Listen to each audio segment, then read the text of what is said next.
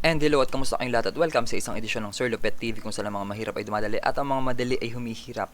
Kamusta kayong lahat? This is Sir Lupheht. If bago ka pa lang sa channel na to, inaanyayahan kitang mag-subscribe. So tayo ay nag-upload ng mga video na may kinalaman sa ICT, Mathematics, General Mathematics, Pre-Calculus at mga bagay na may kinalaman sa Agricultural Engineering. So ngayon ay ipagpapatuloy natin yung tutorial natin sa series na Microsoft Word. So last time napag-usapan natin yung ribbon at yung home tab, yung clipboard at yung mga command na under ng font. So ngayon, dito naman tayo mag-proceed sa home tab pa rin pero with paragraph, styles, and editing. Okay. So let's begin. So dito nakita nyo naman, naglagay na ako ng dalawang verse from the Holy Scriptures, no? From the Bible, no? So we have here Isaiah 41:10. So sabi dito, sabi ni God, no? So do not fear, for I am with you. Do not be dismayed, for I am your God. I will strengthen you and help you. I will uphold you with my righteous hand. Sabi yan sa Isaiah 41:10. Yan. So sa Jeremiah 29:11 naman, sabi pa rin ni God na, for I know the plans I have for you, declares the Lord, plans to prosper you and not to harm you, plans to give you hope and a future. Okay, so nakita naman natin na medyo naging kakaiba yung experience natin ngayong panahon, ngayong 2020, di ba? Marami tayong mga pinagdaanan pero still yung plano pa rin naman ni God ang mananaig sa huli. Syempre, kung tayo namumuhay ayon sa kalooban niya. Okay? So ngayon dito, i-apply natin yung paragraph, no? Ano tong mga commands na nandito sa paragraph? Okay. So the first one is what we call the bullets, no? Yan. So by creating a bullet, no,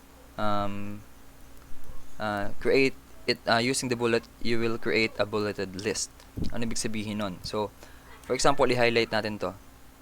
So kung gusto kong i-highlight to and then click ko lang yon, so what you will notice here is nagkaroon ng bullets yung bawat isang line. Okay, so saan natin nagagamit to? For example, meron kang gustong i-emphasize na mga sentence or phrases or word lang, and then gusto mo na point by point ay ma-discuss mo sila, so you will use bullets. Now, by clicking the drop down menu, marami pang klase ng bullets, no? So pwede ito yung open, pwede yung yan, square, pwedeng ito, pwedeng ito, pwedeng ito, pwedeng may check, no? At madami pang iba. So punta lang tayo sa define new bullet. Okay. After that, yung katabi niya is yung numbering naman. So, kung gusto naman natin number yung malalagay, pwede rin naman. Ayan. So, ito, ang kagandahan dito sa paggamit ng bullets tsaka itong mga numbers na to. Naka-auto siya, no? Auto number. For example, if I'm going to select yung pinaka-simple, no? So, pag enter ko nito, so you will see na nag-auto number siya ng 7, okay? And then next, magiging 8. Ayan. So, parang ganyan. So, that's how we use numbers. Now, meron tayo ditong multi-level list. So, subukan natin ano mangyayari. Ayan. So, kapag multi-level list, ito yung mangyayari. Ayan. So, typically, ginagamit yung multi-level list. For example, kung meron kang main topic, tapos meron kang subtopic, tapos meron ka pang iba pang topic sa ilalim ng subtopic. Ganun. So, something parang siyang ganito. Yan. Meron mga articles like that. So, mapapansin nyo, automatic nagbabago yung format niya with regards dun sa styles. Okay, so mamaya pag-usapan natin yan. Okay. Next, meron tayo yung pinaka-simple. So, para ma-remove ang bullets, check nyo lang, highlight nyo lang yung buong paragraph and then click nyo lang to. Yan. So, nawala na yung bullets. Now, so, yan ako lang. Zoom out ko. Okay. So, isang mahalaga ditong maintindihan natin ay yung select all or yung control A. Control plus A. Yan. All, ibig sabihin. So, ibig sabihin yan yung shortcut para ma-highlight mo sila lahat, no? Instead na magganito ka. Yan, isa-isahin mo pang ganyan. So, kung gusto mo naman na i-highlight silang lahat, you can just hold control and then press A. Like that.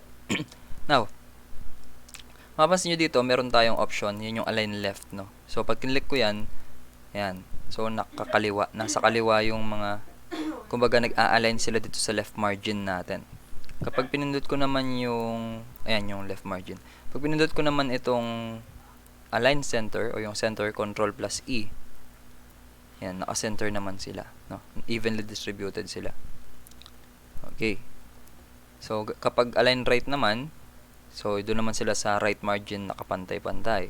Kapag justified naman, ganito po itsura ng justified. So, sa justified, pinapantay niya yung sa kanan, sa kaliwa, pinapantay niya rin po yung sa kanan.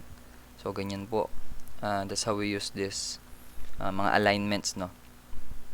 Now, we have ito muna, itong indent, no? Kung gusto natin i-indent, for example, yan. So, napapansin nyo, whenever we're clicking on this function, no? Ayan, no? Umuusog yung indentions natin para sa lahat. Now, kung gusto mong ibalik, yan, pwede naman yan. So, yun lang yung indentions. Now, isang mahalaga dito ay itong tinatawag na line spacing, no? And paragraph spacing. So, pag click natin to, meron siya mga basic options. We have the 1.0. Typically sa 1.0 siya yung single spacing. We have the 1.15. We have the 1.5 line spacing. We have the 2.0 o 2.0. Yan yung double spacing. 2.5 and then triple spacing. 3.0. Meron, pwede ka rin mag-add ng space before paragraph. Pwede ka mag-remove ng space after paragraph. Pwede rin yun. Yan. So, nakadepende sa atin kung gusto nating makita na compress yung mga words or compress yung each line, pwede naman. Or gusto natin yung parang nakakahinga, pwede rin naman. Yan. Para mas madali siyang basahin, pwede rin. Now, meron tayong mga line spacing options dito. So, nandyan, pwede mong baguhin yung alignment, yung outline level, yung kanyang indentation, pwede rin. Pwede rin yung before and after, pwede mo ring baguhin yan. Okay, so nakadepende na sa'yo kung paano mo gustong makita yung output, no? Yan. So, for example, ipalitan natin yung before. Dagdagan natin ng 6. Pareho sila, no? Pag in-okay mo yan, so yun. Nagkaroon lang ng konting change. Kasi 6 lang naman yung input natin. Now, pwede natin i-undo yan. Okay? Control plus Z. At madami pang features dito na pwede natin gawin. So, may preview naman kasi siya dito, so hindi tayo maliligaw. Okay? Next, meron tayong what we call the sort. So, if we want to sort this, we can sort by paragraphs, by text, and then marami pa. So, itong sort ay hindi siya gaanong nagagamit, no? Kasi meron kang header row, and then kung walang header row, no? And then yung text, whether ascending, so kung i-try natin, for example. Yan. So, yun yung nangyari, no? So, paano napansin natin dito? Paano siya sinort? So, nauna yung number, and then, D. Yan. So, something na parang ganun, no? Nasosort siya. Or, if, for example, if it's descending. Ayan. So, ganun lang yung nangyayari. Kinukuha niya kasi yung per line, no? Pinagsasama-sama niya. Okay? So, that's how we sort. Pero, minsan kasi yung sort ay magugulo kasi yung sentences, no? So, may iba rin pinagagamitin yung sort. Okay? This one is for the, makita natin yung paragraph marks. Ayan. So, para lang malaman mo kung saan yung susunod, no? Na paragraph. So, pag kinlik mo yan, lalabas kapag in-click mo. Yan. Nawala na siya. Okay, now, meron din tayong tinatawag na shading. So, for example, gusto natin lagyan ng shading. Ano mangyayari dyan? Ayan lang siya. No? So, parang nagkakaroon lang ng background color. For example, itong part lang na ito i-highlight natin. Tignan natin kung yun lang yung may shading. Ano mangyayari? Ayan. So, kung ano lang yung highlight mo, yun lang yung magkakaroon ng shading. No? Yan. So, for example, itong mga titles, no? Gusto natin lagyan ng shading. Yan. So, pwede yan. Para siyang highlighter, no? So, na yan. Yan. Now, napapansin nyo dito, may lumalabas na cursor kapag nandito sa kaliwa, no? Ibig sabihin yan, you are highlighting the entire line, no? Ibig sabihin yan buong line. Kaya pag nilagyan siya ng shading, ang nalalagyan buong linya. Although ang na-highlight mo lang naman ay itong, for example, New International Version, yun lang naman yung na-highlight, no? Yan. So, kung gusto mo na ito lang mismong Jeremiah 29:11 ang ma-highlight, so make sure na dapat ang na-highlight niya yan lang. And then, there you go. Next, meron tayong tinatawag dito mga borders. Let's try lagyan ng borders ito. For example, highlight natin lahat and then let's put some borders. So napansin nyo yung borders ay napunta lang doon sa baba, no? Doon sa pinakadulo. Okay, now sa borders marami tayong options. Pwedeng all borders, ayan. So napansin nyo kapag all borders, yan, yung top and bottom ay meron, yung left and right meron din. So that's how we use borders. For example, you just want inside borders, pwede din no border, yun yung pinaka basic, no? Walang border, or yung right border lang. For example, yan. Yan. So maraming pinagagamitan yan. Pwede rin tayo maglagay ng horizontal line and then drawing a table. So yung drawing ng table, dun yan sa insert natin pag-uusapan.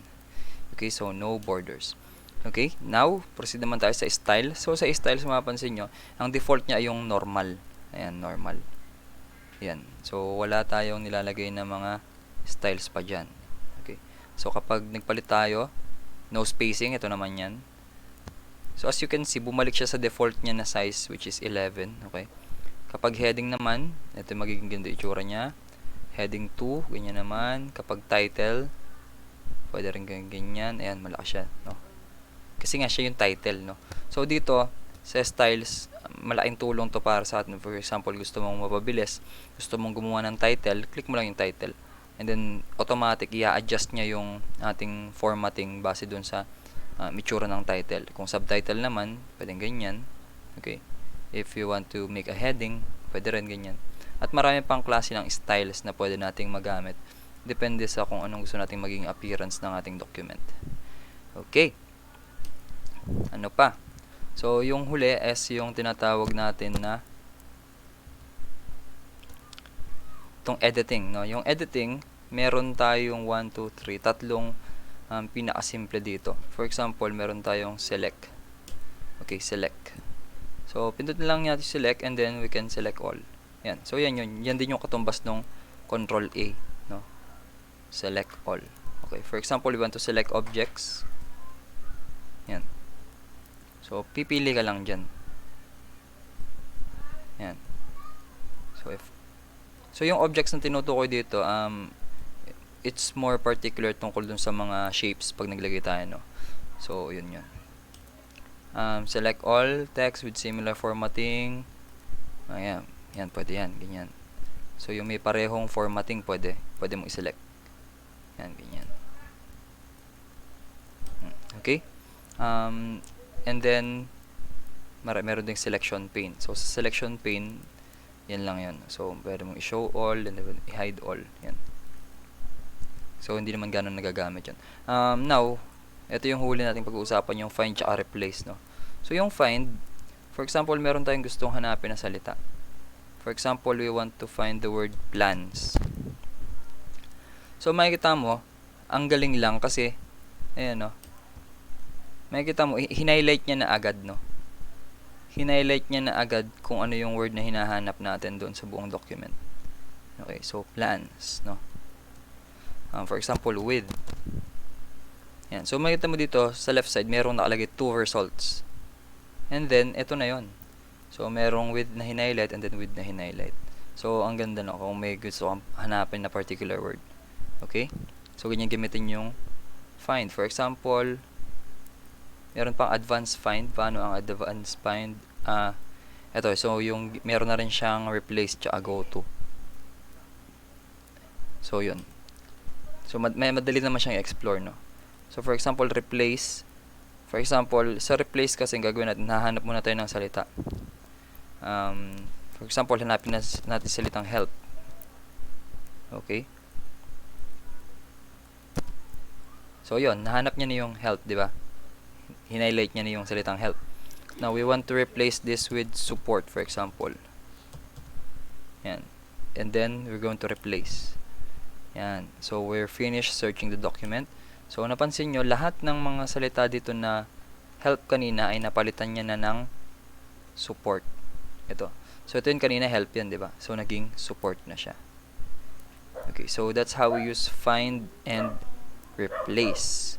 Okay? So, meron pa siyang go to. Ayan. So parang navigation lang to if you want to go to a particular page, section, line, bookmark, comment, or footnote. Okay. Yan. So yung go to mas nagagamit siya kapag masyado nang malaki yung document mo, kung masyadong marami nakasulat, no? Or marami ng pages. Okay? So maraming salamat. Ito ang part 1.2 ng ating series. So natapos na natin ang home tab. So sa next video natin, pag-usapan naman natin yung page layout tab. So maraming salamat. This is Sir Lupheht na nagsasabi na kung nagustuhan mo to, pwede mo tong i-like. Pwede mo rin i-share sa mga classmate mo na nagpapatulong paano gumamit ng Microsoft Word. Pwede ka rin mag-subscribe para naman makatulong sa ating channel. Maraming salamat. Ngayon pa lang.